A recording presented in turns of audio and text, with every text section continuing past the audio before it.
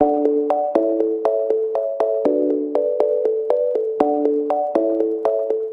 à toutes et à tous, c'est Maëlys alias des mailles et des aiguilles, j'espère que vous allez bien.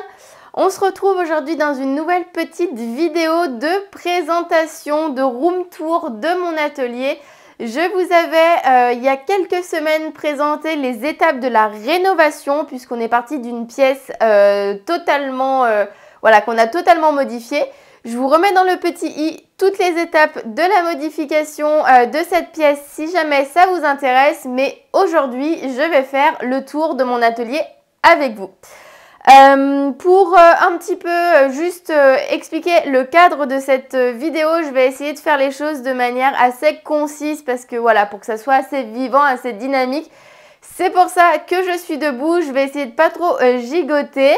De manière générale, il faut aussi que je vous explique que l'atelier dans lequel je me trouve est également mon atelier de travail puisque je possède une micro-entreprise de création et personnalisation textile. Donc voilà, c'est mon lieu de pratique des loisirs créatifs, de la couture, etc. Mais c'est également mon lieu de travail. Donc j'ai réfléchi l'espace pour qu'il soit le plus organisé, le plus ergonomique possible. J'ai encore 2-3 ajustements à faire, mais je vous en reparlerai au cours de la vidéo. On va se concentrer sur plusieurs parties de l'atelier, puisque là vous êtes à peu près au milieu de la pièce. Après on va tourner. Simplement pour vous parler de mes machines, donc j'en ai 3. J'ai une brodeuse, une machine à coudre et ma surjeteuse. Je vous mettrai les références si jamais ça vous intéresse dans la boîte de description. Voilà, c'est des machines que je me suis achetées moi-même, donc forcément ça a été un investissement, mais ce sont des machines dont je suis absolument ravie. Au cours de cette vidéo, il se peut que je vous parle de quelques produits que l'on m'a offerts, donc je mentionnerai les marques à ce moment-là. Je n'ai pas été payée pour vous en parler, c'est simplement que les marques m'ont envoyé des produits pour les découvrir. Et du coup, vous pouvez vous verrez au fur et à mesure de la vidéo que certains font partie intégrante de mon atelier, que je m'en sers au quotidien. Donc voilà, je vous les présenterai rapidement à ce moment-là, mais voilà, sachez que je n'ai absolument pas été forcée à le faire. Concernant l'atelier en lui-même, donc on a la partie travail à ce niveau-là. J'ai 2 caissons de chaque côté qui me permettent de ranger à peu près tout le nécessaire à couture. J'ai également des portants pour les fils sur l'étagère au mur, et j'ai aussi le fameux panneau où on peut accrocher plein de modules de Ikea. Pour ne pas le citer, quasiment tout le mobilier est Ikea dans cet atelier de toute façon. Mais voilà, là où sont accrochés mes ciseaux et la plupart des choses que j'ai besoin régulièrement et que j'ai besoin d'attraper rapidement et qui sont du coup à portée de main, donc c'est hyper pratique. Donc j'ai replacé un petit peu la caméra pour que vous puissiez mieux voir.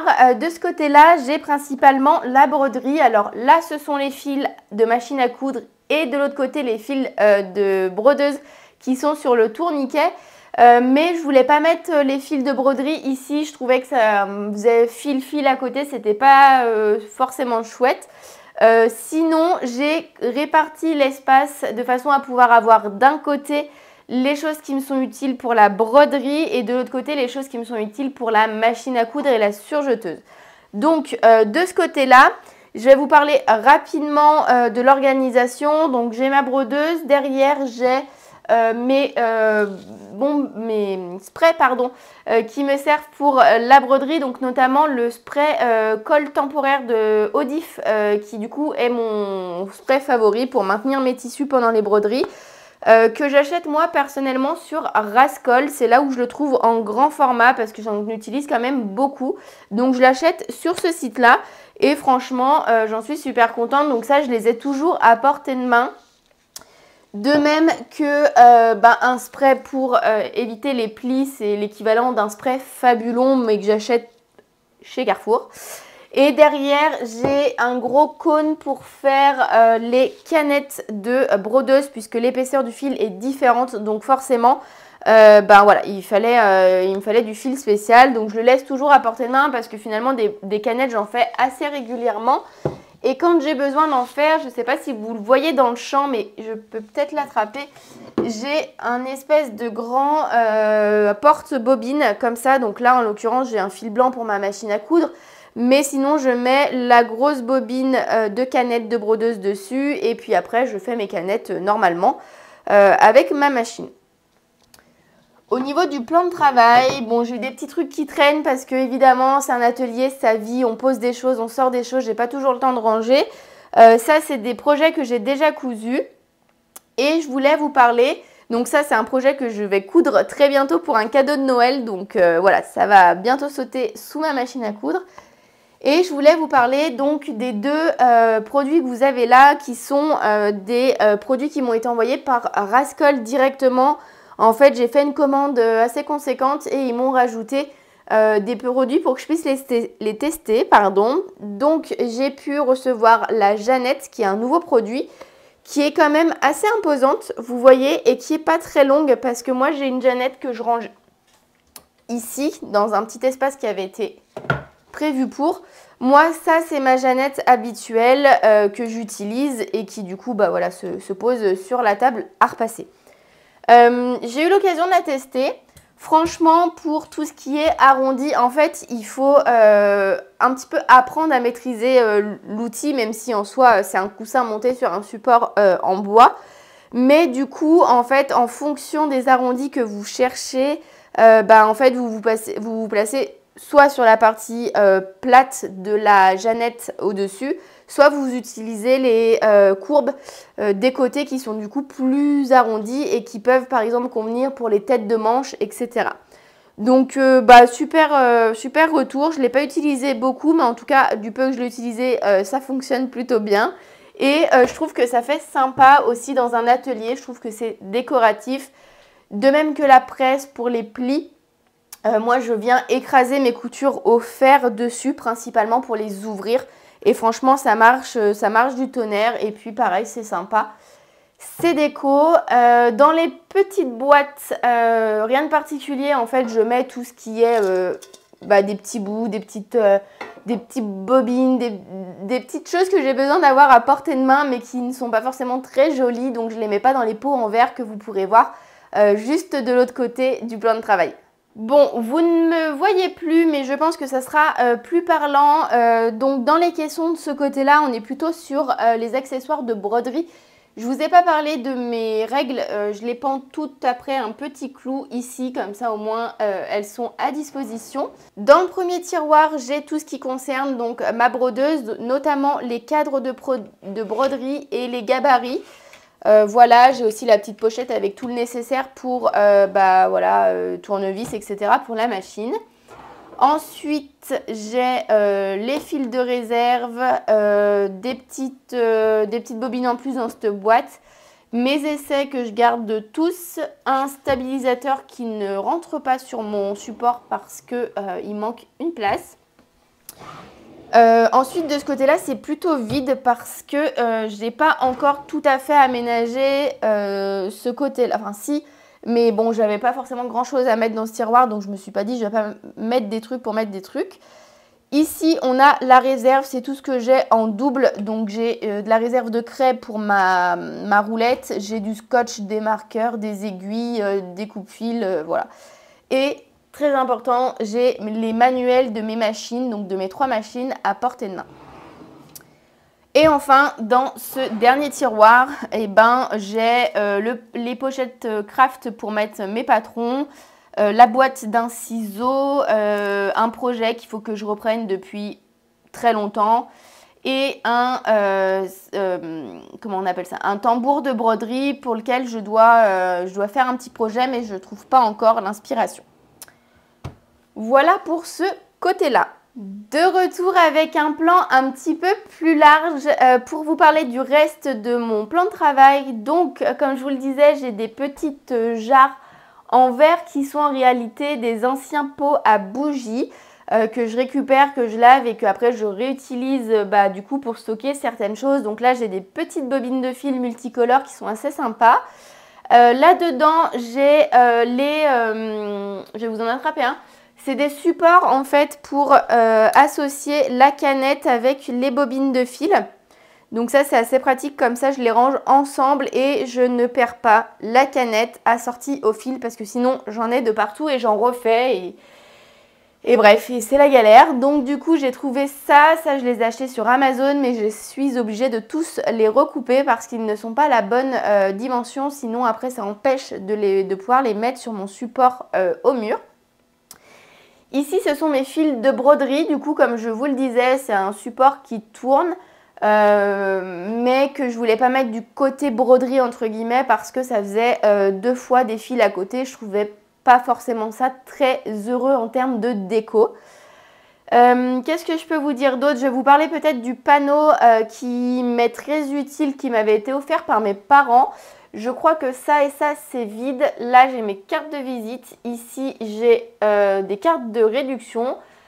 Là-dedans, j'ai des petits autocollants qui me servent à fermer mes commandes. Et après, j'ai tout mon petit nécessaire à couture, ce que j'utilise le plus. Donc, sans hésiter, ce que j'utilise le plus, ce sont des ciseaux de couture. J'ai ceux-ci qui m'ont été offerts par Rascol, du coup, comme les autres produits que je vous ai cités juste avant. C'est un ciseau qui fait, je crois, 24 cm de long et qui coupe vraiment du tonnerre parce que moi, avant, j'avais mon ciseau Fiskars que j'ai depuis de nombreuses années, qui déjà est plus petit et qui franchement commence à fatiguer. Donc j'en parlais dans une précédente vidéo, mais je ne sais plus dans laquelle. Si jamais vous avez des techniques pour les ciseaux fatigués, pour les aiguiser, qui coupent quand même un peu mieux, n'hésitez pas à me dire dans les commentaires parce que j'ai pas envie de m'en séparer. Ce sont des ciseaux avec la roulette que vous voyez à côté, là, le cutter rotatif. C'est des ciseaux qui m'ont été offerts par ma petite sœur, donc j'y tiens beaucoup. Mais ils me sont plus vraiment d'une grande utilité, donc voilà. Bon. J'ai après coupe-fil, petits ciseaux de broderie, etc. Et là-dedans, j'ai un petit peu mon bric-à-brac. J'ai des pinces à épiler qui me servent en fait à récupérer les fils de broderie pour que ça soit vraiment très propre. J'ai des règles pour les ourlets, des petits ciseaux. Ma craie de tailleur en roulette, c'est un modèle qui vient de chez Prime que j'avais acheté, je crois, chez Mondial Tissu il y a un petit moment. Mais franchement, c'est un outil qui m'est vraiment indispensable. Je m'en sers tout le temps et je trouve que c'est ce qui écrit le mieux sur les tissus foncés. Sinon, j'utilise pour marquer les autres tissus. Il va être où? Il va être sur ma table à repasser, pardon. J'utilise sinon les stylos friction qui s'effacent à la chaleur. Voilà, donc soit sur les tissus clairs, j'utilise le stylo friction. Sur les tissus foncés, je vais utiliser la craie. Voilà, que vous dire si j'ai ces deux petits produits. Alors celui-ci, c'est de la colle Prime que j'ai acheté chez Rascol pour ouvrir les boutonnières. Franchement, ça a changé ma vie, c'est vachement plus propre. J'ai pas le ciseau à boutonnière, je le fais avec un découvite et je trouve que ça fonctionne plutôt pas mal. Et ma dernière grosse découverte, c'est cette colle en stick. Donc c'est le même numéro, c'est la 505 de chez Odif. C'est la marque qui me l'avait envoyé pour que je puisse tester. Et ça permet de coller des petits éléments temporairement, c'est-à-dire de les maintenir en place, par exemple des fermetures à éclair. Moi, je l'utilise pour accrocher des scratchs sur mes créations. Enfin voilà, en fait, vous passez ça sur l'envers de votre support et vous venez coller comme un bâton de colle en fait, tout à fait classique. C'est une colle qui est bleue dedans. Et vous venez vous l'appliquer directement après sur le support sur lequel vous voulez faire tenir la chose. Et après, vous n'avez plus qu'à coudre. Vous n'utilisez pas d'épingle. Vous utilisez... Enfin, franchement, pour maintenir en place temporairement, c'est l'idéal. Donc, je l'ai toujours à portée de main. Et c'est vraiment quelque chose qui me sert beaucoup. Je vais vous parler de mon support à... ça y est, j'ai perdu le mot. Mes stabilisateurs de broderie, pardon. Donc en fait, c'est un support en bois que mon papa m'a fait. Ce sont des supports qu'on peut, voilà, qui sont amovibles, qu'on peut retirer. Et du coup, j'ai plusieurs étages avec tous mes stabilisateurs de broderie qui sont différents. On en a qui sont très épais, d'autres qui sont un peu moins épais. Certains qui sont à découper, d'autres qui sont à déchirer, d'autres qui sont autocollants, d'autres qui sont hydrosolubles. Voilà, j'en ai plein, mais il me manque un rayon pour pouvoir mettre le dernier que vous avez vu dans le tiroir juste avant. En tout cas, j'y tiens beaucoup, c'est mon papa qui l'a fait. Et bon, j'accroche toujours des trucs après, en l'occurrence mon maître de couture qui me sert pareil, tout le temps. Donc voilà, c'est un petit élément, je trouve que c'est un petit peu déco. Moi, ça m'est très utile, ça me permet de dérouler les bonnes longueurs de stabilisateur sans avoir à tout le temps replier mes rouleaux, aller les chercher au fond de l'armoire comme c'était le cas avant. Hop, on est parti pour la présentation des petits tiroirs. Je ne vais pas vous présenter absolument tout parce qu'il y a beaucoup de choses. Ça, ce sont mes tiroirs. Donc là, c'est mon premier tiroir, c'est le tiroir à bazar. C'est là où je range un petit peu toutes les choses qui sont hors catégorie, genre les rouleaux de scotch, la réserve d'autocollants, les graines de lin, les épingles à nourrice, la poire là qui me sert à dépoussiérer mes machines, voilà, des rubans bleu, blanc, rouge, tout ça. Enfin, vous voyez, il y a beaucoup de bazar. Le micro pour les vidéos, une trousse avec des carnets, enfin, le tiroir à bazar. Ensuite, dans ce tiroir-là, on a un petit peu plus ce qui va être accessoires de couture. Donc, j'ai une petite boîte avec pas mal de petites choses que je me sers, mais c'est surtout, par exemple, une perforatrice, la perforatrice pour arrondir les coins de mes cartes de visite, un autre mètre ruban, des tailles crayons. Donc, c'est, on va dire, plutôt pas bureautique, mais un petit peu. J'ai un autre carnet pour prendre des notes et surtout pour faire mes schémas. J'ai tout mon nécessaire de pied pour ma machine à coudre. J'ai également la genouillère qui est cachée là en dessous. Et après, j'ai donc un ciseau cranteur, les retourne bretelles de la marque Prime que j'avais dû acheter chez Mondial Tissu aussi. Et mes petits appareils à faire du biais parce que mine de rien, je fais beaucoup de biais. Voilà. Ensuite, je vais m'agenouiller parce que je vais finir par avoir des fourmis dans les jambes. Dans ce tiroir, on retrouve tout ce qui va être fermeture, ruban, reste de biais, fermeture éclair, je l'ai dit, les boutons, la pince à pression, la réserve de pression, des rivets. Bon, grosso modo de la mercerie, et donc c'est un tiroir un petit peu fourre-tout que j'essaye de garder rangé, mais très honnêtement c'est très souvent le bazar dans ce tiroir. Ensuite, là aussi on a le reste en fait du bazar. Donc là pour le coup ce sont tous les cordons et les élastiques qui sont rangés au fond. Et dans cette malle, je vais essayer de vous montrer. C'est des fils de machine à coudre, donc là je les ai pas encore utilisés, c'est 48 fils si je dis pas de bêtises dans toutes les déclinaisons de couleurs qui m'a été offert par la mercerie Snaply pour pouvoir les tester. Donc voilà, c'est à portée de main puisque c'est juste à côté de moi. Je m'en suis pas encore servi mais ça ne saurait tarder parce que même si j'ai un portant avec beaucoup de couleurs contre le mur, elles n'y sont pas toutes. Et l'avantage de ce coffret là, c'est que là je pense que si je combine les deux, il y a très peu de couleurs que je ne vais pas avoir pour mes cousettes. Enfin, dernier tiroir, ce sont tous mes cônes de surjeteuse que je peux avoir. Donc voilà, je commence à en avoir une petite quantité. Et pour autant, je trouve qu'il est difficile de pouvoir trouver des cônes de surjeteuse. J'en cherche notamment de la couleur camel pour pouvoir avoir des surjets qui soient aux couleurs de mes projets. Et la couleur camel est une couleur que je coupe beaucoup. Donc voilà, donc je sais qu'il y en a que j'ai acheté à Mondial Tissu. C'est le cas de ceux-là, il me semble. Les cônes qui sont gris, un peu plus pastel, ça va être à la mercerie Plan B à Beaujeu. Ça, c'était sur un salon de tissu. Ceux-là, les gris doivent venir d'Amazon et les noirs, je les avais eu directement avec ma surjeteuse. Voilà. Hop, je vous rebascule sur le plan de travail. J'ai oublié de vous parler, enfin j'ai oublié. Je voulais plutôt tourner l'axe de la caméra en plein dessus, donc c'est pour ça que je le fais par la suite. J'ai reçu de la mercerie Snaply également des petits rangements pour pouvoir mettre tout le nécessaire. Voilà, de ranger dans des petites boîtes. Donc là en fait je ne vais pas toutes vous les ouvrir, Mais grosso modo, la première rangée, c'est tout ce qui concerne la pose des boutons. Là, donc là, la pose et par la suite les boutons pression. Là, je vais avoir tout ce qui va être les boutons pour mes futurs projets. Ici, c'est tout ce qui est fermeture éclair. Là, ce sont les boucles de salopette. Là, ce sont des porte-bobines, enfin porte-canettes qu'on peut accrocher sur des bobines. Oups, j'ai failli faire tomber le portant. Des étiquettes et des petites choses que ça s'appelle des Wonder Dots que la mercerie Snapply m'a pareil envoyé pour que je teste.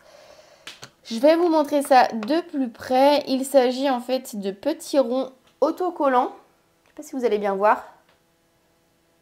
Donc des petits ronds autocollants qu'on peut venir mettre. En tout cas, l'utilité première, c'est de venir les mettre à l'endroit où on va mettre des pressions pour pouvoir renforcer cet endroit-là. J'ai pas encore testé, donc je vous dirai ça dès que j'aurai eu l'occasion de pouvoir essayer. J'ai 2 poids de couture, hop, pour décalquer les patrons. Et ça, c'est une petite boîte où il y a un petit peu fourre-tout. Je peux vous l'ouvrir si vous voulez, mais il y a du scotch, des épingles à nourrice, 1 mètre ruban. Et surtout, en dessous, toute ma réserve d'aiguilles pour mes machines à coudre parce que j'en passe une sacrée bonne quantité. Donc, j'en ai terminé avec la partie principale. Je vais aller assez rapidement pour la partie repassage. Forcément, une table à repasser, un fer à repasser, ça c'est des choses qu'il faut que je m'occupe. J'ai toujours à portée de main une règle de repassage qui est marquée du coup pour 1, 2, 3 cm en plat et également en arrondi. C'est une règle que j'ai achetée il y a un petit moment chez Rascol. Et franchement, j'en suis absolument ravie. Je m'en sers très souvent. Elle résiste à la chaleur, donc il n'y a pas de souci. La chose que je voulais vous dire, c'est que des règles comme ça, vous en trouvez également sur Amazon. Mais attention à la qualité parce que en fait, le produit utilisé pour créer cette matière qui résiste à la chaleur a été déposé. C'est un modèle déposé du coup. Et il y a beaucoup d'imitations qui ne résistent pas du tout à la chaleur et que vous allez payer certes moins cher, mais que vous allez pouvoir utiliser qu'une fois. Donc l'un dans l'autre, faites attention quand vous achetez des produits. J'ai toujours voilà, mon stylo friction, mon retourne-coin, un petit ciseau pour couper les fils, mes pinces de couture, des épingles derrière. J'ai aussi à portée de main un petit rouleau autocollant pour enlever toutes les pluches. Et je vais terminer par ce produit-là qui est un clapper qui m'a été envoyé par Rascol pour que je puisse le tester. Et ça a clairement changé ma vie pour le repassage puisque en fait c'est un outil qui vous permet de maintenir et de faire de plus jolies finitions puisqu'avec cet outil vous allez pouvoir ouvrir vos coutures vraiment bien à plat. Donc habituellement on passe le fer, on appuie bien. Et bien là on va faire la même chose sauf que après... Tout de suite après avoir passé le fer, on va venir poser le clapper et la chaleur va être emprisonnée sous le clapper et va faire que, voilà, avec une petite pression, les coutures vont vraiment venir s'écraser et être les plus fines possibles. Et franchement, ça fait la différence en termes de finition. Donc, je l'ai toujours à portée de main. Le petit changement dont je vous parlais, c'est peut-être éventuellement de venir supprimer la table à repasser. Pourquoi? Parce que finalement dans l'espace, même si il me manque encore une partie à vous présenter, je me rends compte que je n'ai pas d'espace de coupe. Donc je me mets soit au sol, soit sur la table de la salle à manger, ce qui n'est pas forcément optimal parce que ça fait monter, descendre, enfin voilà, c'est pas pratique. Et j'ai trouvé sur Ikea une table qui se plie avec des rabats, qui serait moins profonde que ma table à repasser actuelle et qui, quand je la déploierais, éventuellement si je prends cette table, ferait une grande table de découpe. Donc je pense que je verrai pour la mettre sur roulette pour pouvoir la bouger plus facilement. Toujours est-il que du coup, si jamais je fais ça, je pense que la table à repasser, je la garderai quand même parce que c'est toujours utile. Je la mettrai derrière le dressing que vous allez voir juste après. Et j'investirai dans un tapis de repassage que je vais pouvoir venir mettre sur ma table de découpe. Et du coup, en fait, n'avoir besoin plus que de cette table. Donc, quand je l'utiliserai elle serait pliée contre le mur avec voilà, les petits éléments dessus. Et quand j'utiliserai en mode table de découpe, je pense forcément la dégager, la désencombrer et pouvoir plier mes tissus, découper mes pièces à hauteur d'homme, ce qui est quand même vachement mieux pour le dos.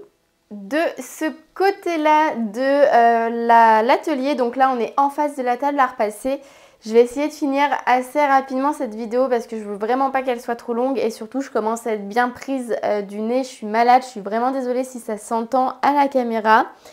Donc de ce côté-là, je disais, j'ai positionné ma Cricut et tous les éléments. Donc là, vous voyez que j'ai commencé à faire des choses pour Noël, des petites étiquettes pour mettre autour des cadeaux et des petits pochons pour mettre les cadeaux aussi s'il y en a qui sont adeptes des pochons et non des papiers cadeaux. Voilà. Donc voilà, en fait, mon meuble est entièrement dédié à la Cricut. À l'intérieur, je ne sais pas si vous allez voir. J'ai ma presse et tous les matériaux avec par exemple tous mes flex, mes outils de découpe, mes papiers cartonnés et j'ai un tout petit peu de couture avec ma réserve de bidons d'eau déminéralisés que je me sers quand même assez régulièrement. Donc ça c'est super chouette de pouvoir avoir tout à portée de main et je voulais vraiment pouvoir différencier les espaces de stockage parce que sinon ça devient un bazar monstre. Voilà, donc là pour le coup c'est pratique, quand je me sers de ma Cricut, j'ai une multiprise pour pouvoir l'allumer à ma droite. Je la tire et je l'avance au plus près du meuble pour qu'elle puisse avoir un espace de recul voilà, qui lui serve. En fait il faut, je crois, au minimum 30 cm de recul pour que les tapis puissent rentrer et sortir sans buter contre un élément. Et donc en fait c'est le meuble parfait, il me permet de tout ranger et de tout stocker au même endroit pour la Cricut. Hop, donc là nous avons encore tourné, on est vraiment face au plan de travail où j'ai mes machines, mais de l'autre côté de la pièce. C'est du coup le dressing dont je vous parlais. Je ne sais pas si le cadrage à chaque fois a été bon, en tout cas j'espère que vous aurez pu voir vraiment ce dont je veux vous parler. À la limite, voir ma tête, c'est pas forcément le plus intéressant, surtout que je commence à avoir de la fièvre, donc j'ai les yeux qui commencent, enfin bon bref. Je pense que c'est pas la meilleure journée pour faire une vidéo, très honnêtement. Toujours est-il que du coup, dans ce dressing, j'ai tout ce qui va être mes tissus de confection. Ok, j'ai quelques tricots, voire beaucoup, en fait tous mes tricots sont rangés dans l'armoire, dans la case du haut, pardon. Là, je vais avoir les tissus éponges, les Minky à petites bulles ou les Minky tout doux pour faire les couvertures. Les tissus unis, les tissus à motif coton derrière, le nid d'abeille et un petit peu tous les tissus particuliers, jersey, velours côtelé, etc. Là, ici, ce sont toutes les choses que j'ai déjà découpées mais qui sont en attente de passer sous la machine. Et là-dedans, dernière case, outre être la corbeille du chat parce qu'il vient toujours se foutre dans mes tissus à cet endroit-là alors que je râle parce que je n'aime pas ça. Il y a mes molletons, les filets pour les sacs à vrac et tout ce qui va être les thermocollants pour pouvoir rigidifier certaines parties de mes articles. Dans le petit tiroir, j'ai ma réserve de choses qui sont déjà cousues. Alors j'en ai pas énormément parce que je fonctionne beaucoup sur commande, mais j'ai quand même un bon petit stock de coton démaquillant qui sont déjà cousus parce que ça c'est quelque chose qui marche à peu près toujours.